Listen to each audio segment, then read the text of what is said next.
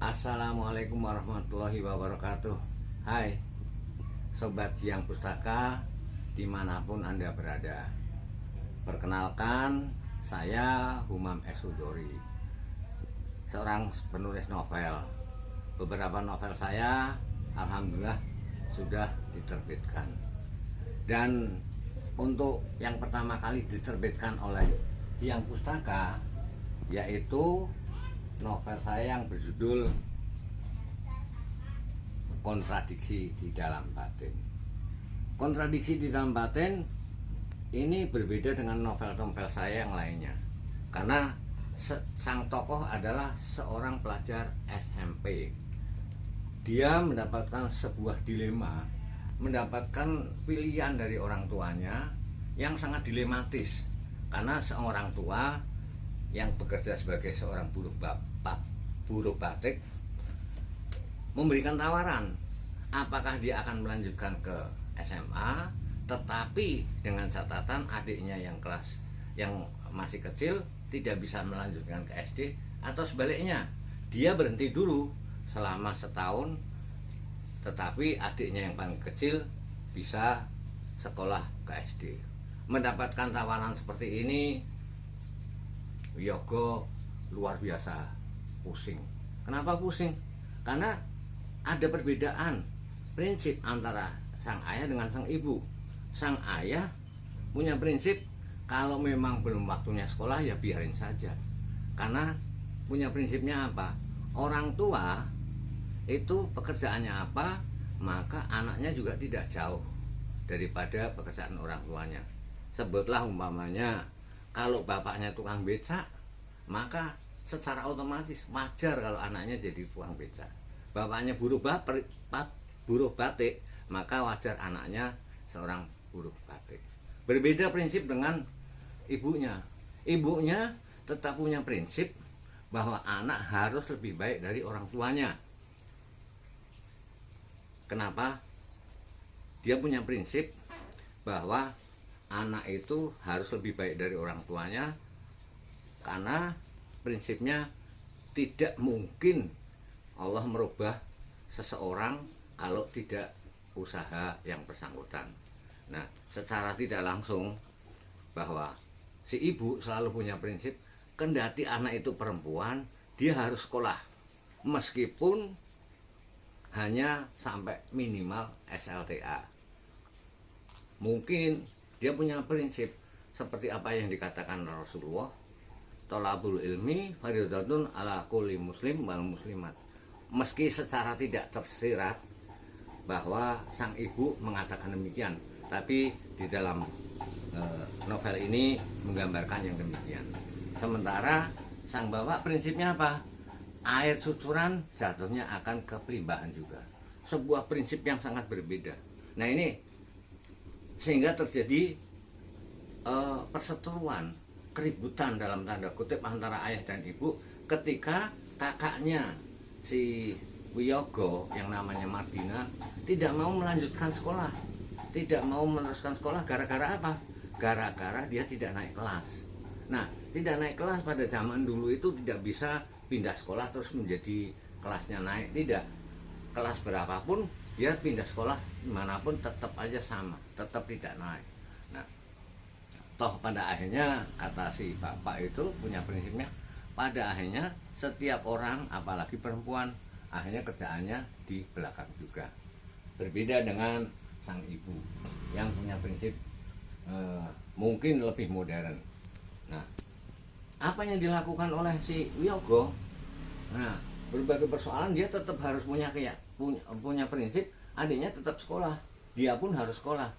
Maka secara kebetulan dia ketemu salah seorang sahabatnya ketika duduk di SD, yaitu Tarjo. Tarjo ternyata walaupun dia yatim, bapaknya sudah nggak ada, dia tetap bisa bersekolah. Dengan cara apa? Pulang dari sekolah dia berjualan rokok secara asongan. Kemana? Ke pasar, ke bioskop. Atau dia si Wiyogo ini berpikir apakah dia akan harus seperti Sumardi yang menjadi pelayan warung sembako di sebuah toko Cina. Nah, persoalan itu menjadi rumit karena apa? Karena orang tuanya juga antara setuju dan tidak. Sebab Wiyogo ini setiap pulang sekolah dia harus membersihkan rumah, harus membuang sampah, harus mengisi bak mandi dan seterusnya. Nah, bagaimana? Apakah si Wiyogo bisa melanjutkan sekolah ke Semea sementara adiknya tidak masuk SD, ataukah adiknya masuk SD tapi Wiyogo berhenti sekolah? Nah, simak lanjutan kisah ini. Mudah-mudahan kisah ini bukan sekedar kisah, tapi bisa memberikan moral message bahwa sebetulnya ini bukan sekedar bacaan rekreasi batin, tetapi mudah-mudahan bisa memompa semangat para pembacanya. Demikian kira-kira yang bisa saya sampaikan. Untuk lebih jelasnya, bacalah Kontradiksi di Dalam Batin. Ada satu hal yang menarik yang ingin saya tambahkan di sini, ya. Ternyata saya tidak salah memilih Hyang Pustaka untuk menerbitkan buku ini. Kenapa? Saya pribadi tidak bisa atau tidak punya kemampuan untuk membuat sebuah cover buku. Nah, ketika naskah ini saya serahkan begitu saja. Staf dari Hyang Pustaka punya profesionalitas yang tinggi, mampu menerjemahkan sesuatu yang tidak tersirat dan tidak pernah terpikir oleh saya, bahwa segala masalah persoalan seberat apapun beban kita ini digambarkan seperti ini. Nah, apabila semua persoalan ini dihadapin dengan hati yang putih, ya, putih ini berarti pasrah kepada Allah, pasrah kepada Tuhan. Semua persoalan serahkan kepada Tuhan, maka ada solusi. Nah, dalam buku ini juga ada, ya, menceritakan secara tidak langsung bahwa ada solusi yang mengatakan walaupun tidak secara tersirat, semua persoalan ini yang mampu ditangkap oleh staf daripada Hyang Pustaka. Nah, di luar buku ini tentunya saya yakin sekali buku-buku terbitan Hyang Pustaka bisa kita baca dalam tanda kutip, ya. Dari covernya saja sudah cukup mewakili. Contohnya ini, mewakili apa yang ada di dalamnya. Jadi kalau tidak memahami betul, ini kayaknya kok apa? Ini sebetulnya ada di dalam berita ini. Jadi ini sebuah kontradiksi yang ada di dalam batin, kontradiksi antara ayah dan ibu si Wiyogo dan seterusnya. Tetapi dihadapi dengan hati yang bersih, putih. Karena putih ini menjadi salah satu lambang daripada kebersihan hati. Berbeda dengan warna-warna yang lain.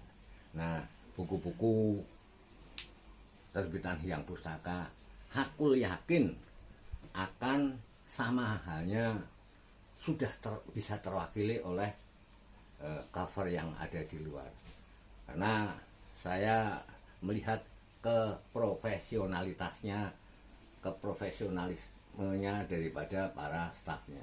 Demikian, mudah-mudahan buku ini menginspirasi, bukan sekedar menjadi hiasan budaya, bukan sekedar hanya sebuah cerita, tapi bisa menjadi motivator para pembacanya. Bagaimana menghadapi hidup, terutama ketika karena kisah ini saya angkat dari biografi saya yang bisa saja ada kesamaan daripada yang dialami oleh pembaca. Demikian, mudah-mudahan selamat membeli buku-buku Hyang Pustaka, khususnya terutama Kontradiksi di Dalam Batin. Jadi kita menghadapi kontradiksi di dalam batin, bagaimana solusinya, itu insya Allah terbaca di sini. Demikian, assalamualaikum warahmatullahi wabarakatuh.